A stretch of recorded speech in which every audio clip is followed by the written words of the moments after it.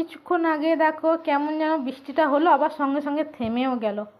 মেয়েকে স্কুলে নিয়ে যাচ্ছি, তো আমাদের এই যে জায়গাটা দেখছো বন্ধুরা, এত সুন্দর জায়গাটা দেখো। সবাই দুপুরবেলায় যখন শুয়ে পড়বে তখন যদি রিল বানানো যায় কিন্তু দারুণ হবে।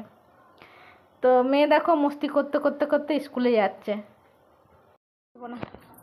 তো মেয়েকে স্কুলে নিয়ে যাচ্ছি, আজকের পরীক্ষা। মস্তি সব সময় করতে থাকে, কিছু করার নেই। আমার ব্লগটাতে একদম 12টা বাজিয়ে দিচ্ছিস।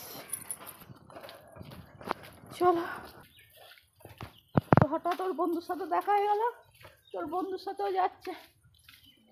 সকালবেলায় 2টো ভাত আর একটু পটল ভাজা, একটু কুমড়ো ভাজা করে নিয়েছিলাম, দিয়ে সেইগুলো খাইয়ে নিয়ে ওকে স্কুলে পাঠাচ্ছি। কেননা বেশিক্ষণ তো না, 2-2.5 ঘন্টার পরীক্ষা, তারপরে আবার বাড়ি চলে আসবো। ওই জন্য অল্প করে কিছু খাইয়ে দিয়েছি, টিফিন সঙ্গে করে দিয়ে দিইনি। তো যেহেতু লাঞ্চ ব্রেক হবে না, ওই জন্য আর টিফিন দিইনি, শুধু পেট ভরে খাইয়ে দিয়েছি। ও যাচ্ছে আর আমাকে বলছে, মা তুমি সাইডে এসো, মা তুমি সাইডে এসো, মাঝখান দিয়ে যেও না।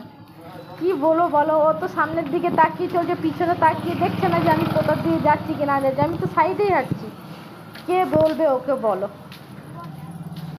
মেয়েকে স্কুলে দিয়ে বাড়ি চলে এসেছি, আবার যখন ছুটি হবে আবার গিয়ে তখন নিয়ে আসবো। তো